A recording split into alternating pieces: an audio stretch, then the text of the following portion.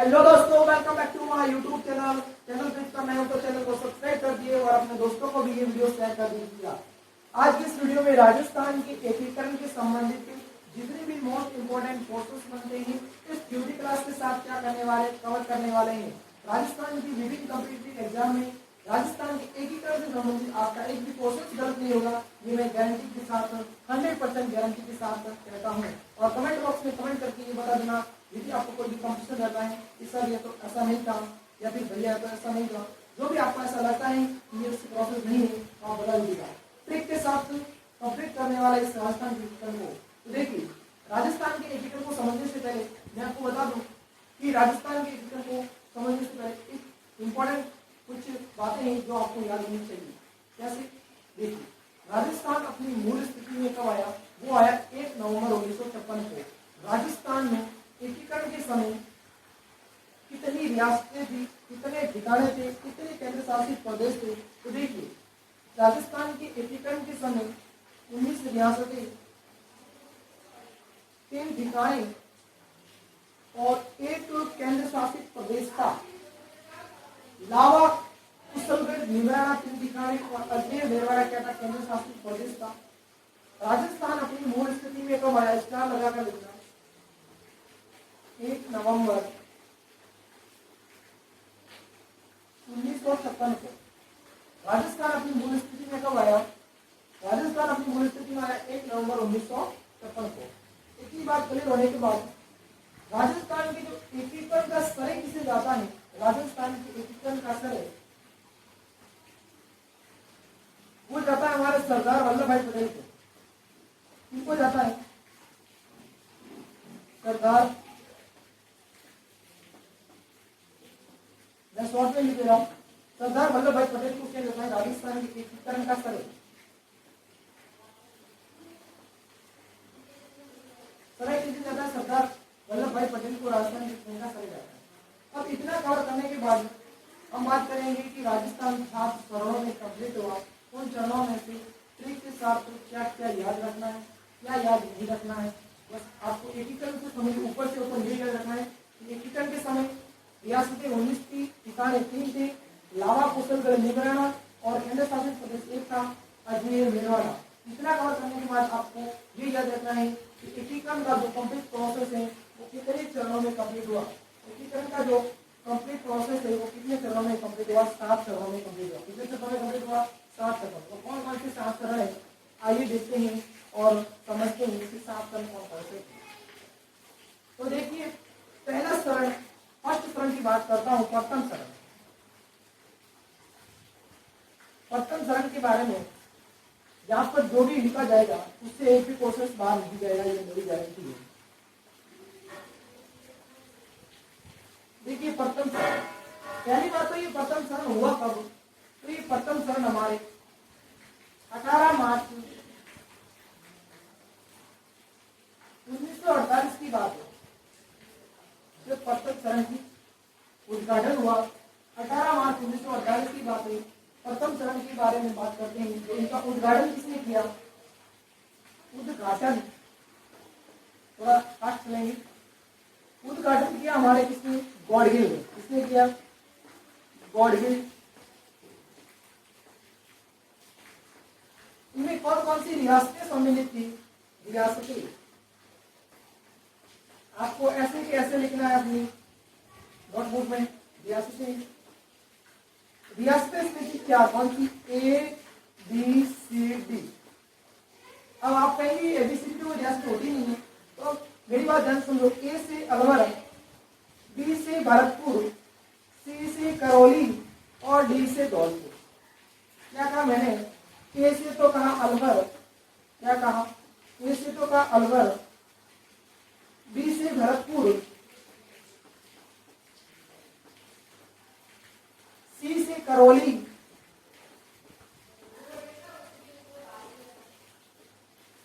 और D से धौलपुर।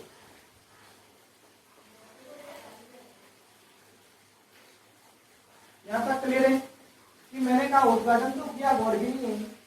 रियासतें थी कितनी? 4, ABCD, अलवर, भरतपुर, करौली, धौलपुर।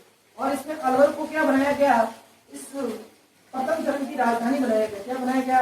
प्रथम चरण की राजधानी किसे बनाया गया? अलवर को। इसके जो प्रधानमंत्री थे वो कौन थे? शोभाराम कुमार। पीएम प्रधानमंत्री कौन थे? शोभाराम कुमार। यहाँ तक क्लियर है? देखिए 18 मार्च 1948 की बात है, तो प्रथम चरण की बात हो रही है। उद्घाटन किया गोरखी ने रियासत की कितनी? 4 ABCD अलवर, भरतपुर, धौलपुर, करौली और जो इनके प्रधानमंत्री थे उसमें शोभाराम कुमार थी। अलवर को क्या बनाया गया? राजधानी बनाया गया। अब जो ये प्रथम चरण है इनका मत्स्य संघ नाम दे दिया जाता है। क्या नाम दे दिया जाता है? मत्स्य संघ। तो देखिए मत्स्य संघ मैंने इसलिए नहीं लिखा क्योंकि जब थ्योरी क्लास के लास्ट में पढ़ते हैं कि मत्स्य संघ नाम किसने दिया, तो वो दिया था उन्हें एम मुंशी साहब ने। उसने दिया था एम मुंशी साहब आए। एम मुंशी साहब आए, उन्होंने क्या दिया? प्रथम चरण का मत्स्य संघ नाम दिया। क्या नाम दिया? प्रथम चरण का मत्स्य संघ नाम दिया। प्रथम चरण का क्या नाम दिया? मत्स्य संघ। तो इस प्रथम चरण से आपका एक भी क्वेश्चन मिस नहीं होगा। और यहाँ पर एक बात आपको और इम्पोर्टेंट याद रखनी है कि जो इनके जो प्रमुख राज प्रमुख थे,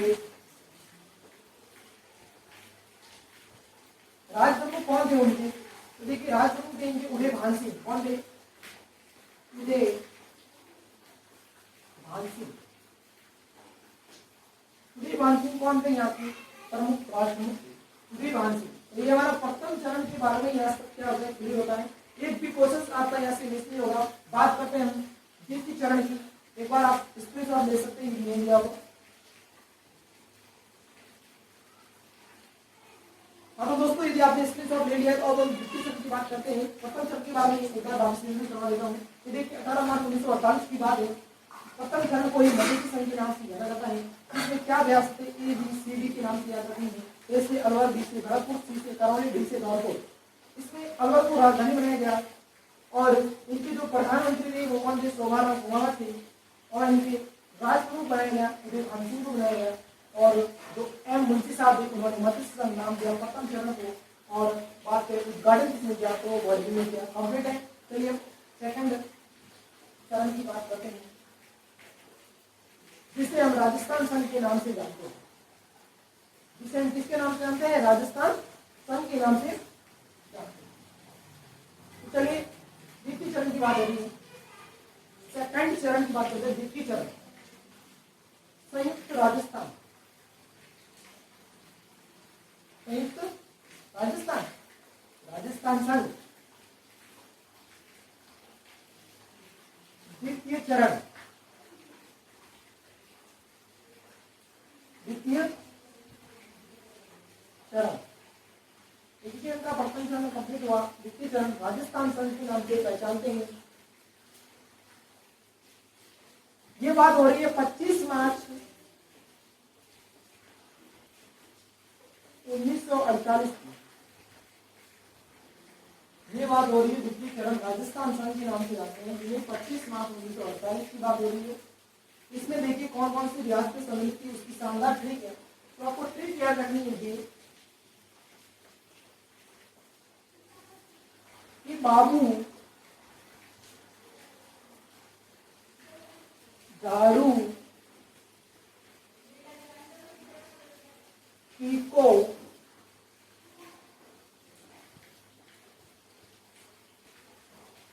रसाटो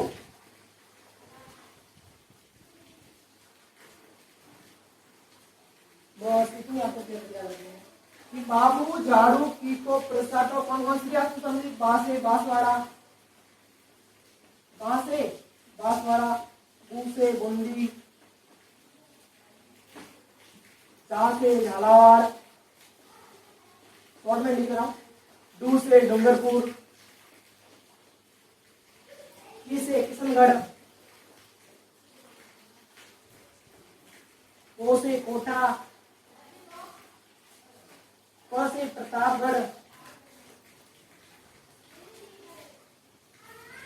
सा से शाहपुरा और टो से टोंक, टो से टोंक और सा से शाहपुरा। तो आपको ये क्या रियासतें याद रखनी है। और इसमें जो है ना कोटा वाला कोटा, इसको क्या बनाया गया, राजधानी बनाया गया। क्या बनाया गया, राजधानी बनाया गया। राजधानी बनाई गई किसे, कोटा को। इनका भी जो उद्घाटन किया था वो किसने किया था, जो प्रथम चरण ने किया था, गौड़गिल साहब आए, उन्होंने द्वितीय चरण का भी क्या किया, उद्घाटन किया। इनके जो प्रधानमंत्री थे, प्रधानमंत्री पीएम प्राइम मिनिस्टर, वो कौन थे, गोकुल लाल असावा। गोकुल लाल असावा साहब ने क्या किया, ये राजस्थान संघ द्वितीय चरण के कौन थे, प्रधानमंत्री थे। तो आपका यहाँ तक क्लियर हुआ कि द्वितीय चरण 25 मार्च 1948 को हुआ, जिसके प्रधानमंत्री गोकुल लाल असावा थे, जिनमें जो रियासतें थी बाबू झाड़ू पीको प्रसाद ट्रिक है, जिसके माध्यम से पास से बांसवाड़ा, बू से बुंदी, जहाँ से झालावाड़, डू से डूंगरपुर, टी से किशनगढ़, को से कोटा जिसे राजधानी बनाया गया, और प से प्रतापगढ़ और सा से शाहपुरा और तो से टाउन। बात समझ में आई क्या, यहाँ तक क्लियर है। आपके पास किस वक्त लीजिए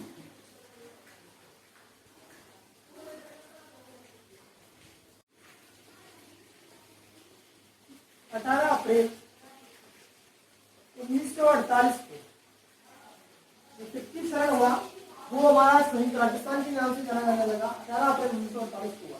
तो द्वितीय चरण में हमने राजस्थान संघ में जो बाबू झाड़ू पीको प्रसाद वाली उस रियासत में आपको सिर्फ उदयपुर को क्या करना है, शामिल कर देना है। ये क्या हो जाएगी, 33 चरण की हो जाएगी। कौन सी हो जाएगी, 33 चरण की हो जाएगी। समझ में आई गई बात।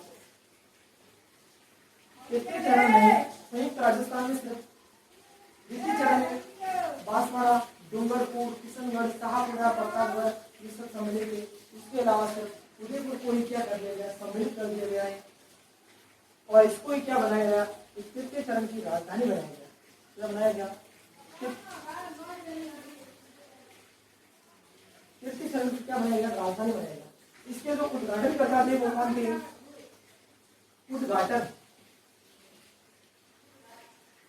उद्घाटन किया पंडित जवाहरलाल नेहरू।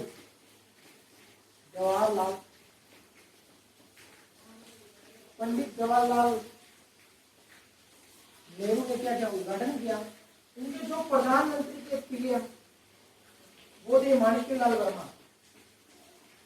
कौन थे,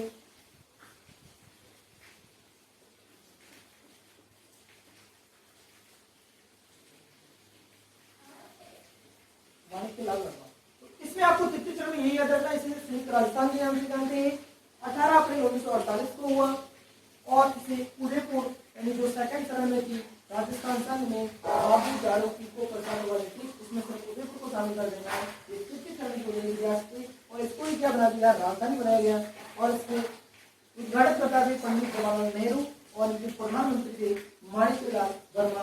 बात करते हैं चौथे चरण की, जिसे हम वृत्त राजस्थान के नाम से जानते हैं। क्या इसकी कठिन रहेगी, ये लंबा हो जाएगा। चतुर्थ चरण की बात करते हैं। चतुर्थ चरण, क्योंकि इसमें कंप्लीट हम बात करने वाले हैं कि भाई किस रियासत से किसका क्या होगा। देखो चतुर्थ चरण, इसी चरण से हम राजस्थान दिवस मनाते हैं। तो ये हमारा राजस्थान दिवस को मनाते हैं 30 मार्च। तो ये कब हुआ, 30 मार्च 1949। 30 मार्च 1949 को हुआ। इनके जो उद्घाटन करता थे, उद्घाटन करता कौन थे, सरदार वल्लभ भाई पटेल। मैं लिख रहा हूँ शॉर्ट में सरदार पटेल, लेकिन आपको बता भी रहा हूँ कि उद्घाटन करता सरदार वल्लभ भाई पटेल। तो आपको सरदार पटेल के नाम से किया जाता है। और ये कब हुआ, 13 मार्च 30 मार्च 1949 को। चतुर्थ चरण, जिसे हम वृत्त राजस्थान के नाम से जानते हैं, वृत्त राजस्थान के नाम से जानते हैं। यहाँ तक क्लियर है। अब इनके जो प्रधानमंत्री थे वो थे हीरालाल शास्त्री। हीरालाल शास्त्री प्रधानमंत्री वाली वेरी इंपॉर्टेंट है, क्या लगा लेना, हीरालाल शास्त्री। हीरालाल शास्त्री इसलिए इंपॉर्टेंट है क्योंकि ये पंचम चरण और छठे चरण में भी रघुवर शास्त्री प्रधानमंत्री होते हैं और सातवें चरण में जो मुख्यमंत्री होते हैं वो कौन होते हैं हमारे, कमेंट बॉक्स में कमेंट करके बताना कि सातवें चरण के मुख्यमंत्री कौन थे। तो ये हमारा क्या होता है, चतुर्थ चरण यहाँ तक कंप्लीट होता है। इसके बाद आपका एक भी क्वेश्चन बाहर जाने वाला नहीं है। इनके चतुर्थ चरण के कौन थे, प्रधानमंत्री, तो प्रधानमंत्री हीरालाल शास्त्री। उद्घाटन किसने किया, सरदार वल्लभ भाई पटेल ने। कब हुआ, 30 मार्च 1949 को। तो ये सारी जानकारी आपको क्या रखनी है, याद रखनी है। मैं इस बोर्ड पर वही बता रहा हूँ जो आपके कॉम्पिटिटिव एग्जाम के लिए इम्पोर्टेंट है, जो आपको जल्द से जल्द पढ़ना है। एक आपको याद रखना है कि जो सिरोही को है छठे चरण में शामिल किया गया। सिरोही को कब शामिल किया गया, सिरोही के बारे में थोड़ी बात कर लेते हैं। सिरोही का थोड़ा लंबा चला रहा। एक तो था आबू वाली तहसील है, क्या कि आबू की तहसील है,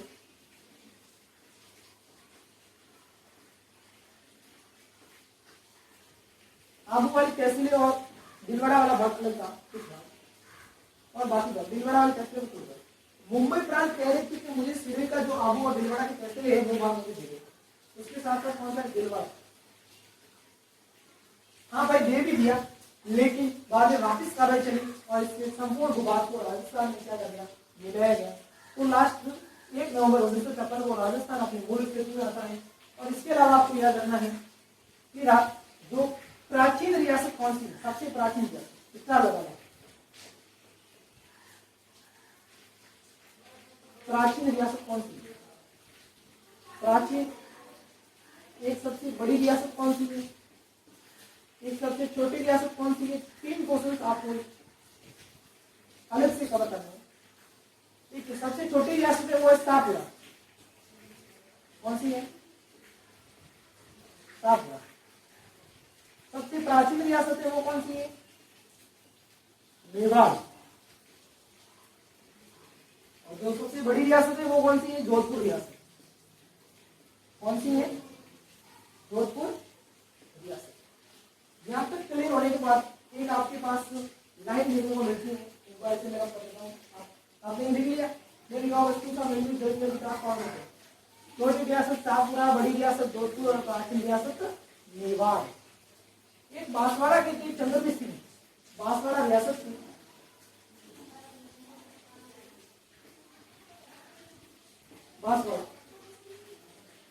बांसवाड़ा की थी राव चंद्रवीर,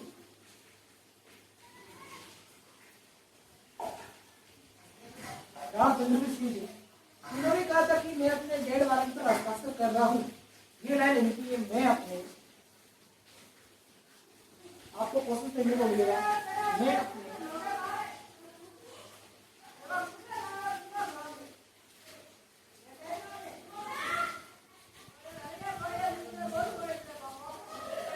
डेढ़ वारंट पर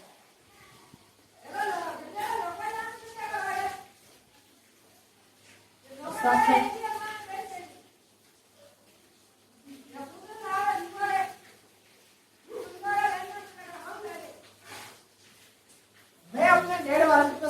हस्ताक्षर कर रहा हूँ। ये किसने कहा था, बांसवाड़ा की राव चंद्रवीर सिंह। उन्होंने कहा था कि मैं अपने डेढ़ वारंट पर हस्ताक्षर कर रहा हूँ। ये लाइन उनकी की वेरी वेरी इंपॉर्टेंट है। अब ध्यान दो, सबसे इंपॉर्टेंट टॉपिक है, इसकी बात करते हैं कि जो राजस्थान में एकीकरण हुआ, एकीकरण हुआ 3 चरणों में हुआ या 7 चरणों में हुआ, तो 7 चरणों में हुआ। कितने ठिकाने थे, 3 ठिकाने थे। कौन सा, अजमेर मेरवाड़। अब बात करते हैं कि जो राजस्थान का जो एकीकरण है वो कंप्लीट प्रोसेस होने में कितना टाइम पीरियड लगा, तो वो हमारा लगा था कितना, 8 वर्ष 7 माह 14 दिन। 8 वर्ष 7 माह 14 दिन का क्या लगा था, टाइम पीरियड लगा था हमारे एकीकरण को कंप्लीट होने में। तो देखिए दोस्तों, इसके जो भी आज हमने इस क्लास में ली है, इससे आपका एक भी क्वेश्चन बाहर नहीं जाएगा। एक बार से क्या कर देते हैं, फटाफट से रिविजन कर देते हैं कि टोटल आपका जो कंप्लीट प्रोसेस थी वो आज में क्या होगा। देखिए, जो राजस्थान की विभिन्न कॉम्पिटिटिव परीक्षा है, इनके लिए जो आज की क्लास थी वो बहुत ही इम्पोर्टेंट थी। देखिए दोस्तों, आपका सपोर्ट है तो ये हमारे ऐसी ही क्लासेस लेकर आ सकते हैं। तो आपका सपोर्ट ही हमारे लिए बहुत है। तो कमेंट बॉक्स में कमेंट करके जरूर बताना कि आपको समझ में आया या नहीं आया, या फिर जो समझाने का तरीका है वो कैसा, या फिर थोड़ा बहुत और इम्प्रूवमेंट करना है या नहीं करना है इस नोट्स के साथ। मैं कहता हूँ कि इससे बाहर एक भी प्रोसेस नहीं जाएगा। जो इस मतलब आपने इतना ही पढ़ लिया, एकीकरण से संबंधित आपका प्रोसेस नहीं होगा। ये मेरे गारंटी के साथ बता। देखिए एक बार वापस से रिविजन कर देते हैं। जो राजस्थान है अपनी गोल्ड स्थिति में कब आया? 1 नवंबर 1956 को। आप इस क्लास को ध्यान से सुन भी लेते हैं तो गारंटी के साथ कहता कि आपका टॉपिक ये कवर हो जाएगा। और राजस्थान का जो एकीकरण है उस समय कितनी रियासतें थी? 19 रियासतें थी, ठिकाने 3 थे, केंद्र शासित प्रदेश कितना था? 1 था। बात करते हैं कि राजस्थान का एकीकरण कितने चरणों में कंप्लीट हुआ? 7 चरणों में। फर्स्ट, सेकेंड, थर्ड, फोर्थ, 5, 6 और 7। ठीक है। प्रथम चरण इंपॉर्टेंट है, द्वितीय चरण इंपॉर्टेंट है, तृतीय चरण इंपॉर्टेंट है, चौथा चरण इंपॉर्टेंट है। बाकी आपको यही याद रखना है कि छठे चरण में सूर्य को शामिल किया गया। इसको शामिल किया गया छठे चरण में, सूर्य को। और ये सबसे लास्ट में होने वाला सम्मिलित रियासत थी। बस आपको ये 4 तो क्या रखने इंपॉर्टेंट बहुत रखना। इसका क्या नाम था? मत्स्य संघ नाम था। क्या नाम था? मत्स्य संघ। इसका राजस्थान संघ क्या था? राजस्थान संघ। इसका क्या था? संयुक्त राजस्थान। इसका क्या था? वृत्त राजस्थान। कब हुआ? 18 मार्च 1948 को। कब हुआ? 25 मार्च 1948 को। कब हुआ? 18 अप्रैल 1948 को। ये कब हुआ? 30 मार्च 1949 को। क्या कंप्लीट प्रोसेस है? इनके प्रधानमंत्री कौन थे? सोवाराम कुमावत। इनके कौन थे? गोकुललाल असावा। इनके कौन थे? जल्दी से कमेंट बॉक्स में कमेंट करो। माणिकलाल वर्मा। इनके कौन थे? हिरणलाल शास्त्री। इनका उद्घाटन किसने किया? गौड़गिल चाचा पटेल। गौड़गिल चाचा पटेल, मतलब गौड़गिल ने किया। किसने किया? छात्र किसको कहते हैं? जल्दी से जल्दी कमेंट बॉक्स में बताओ। और पटेल सरदार वल्लभ भाई पटेल और पंडित जवाहरलाल नेहरू को क्या कहते हैं? चाचा कहते हैं। तो हमारा क्या हो जाएगा? उदाहरण बता हो जाएंगे। समझ में आया दोस्तों? तो अपने चैनल पे इसको सब्सक्राइब करिए और अपने दोस्तों को ज्यादा से ज्यादा वीडियो शेयर करें और हाँ, लाइक करना ना भूलें। धन्यवाद।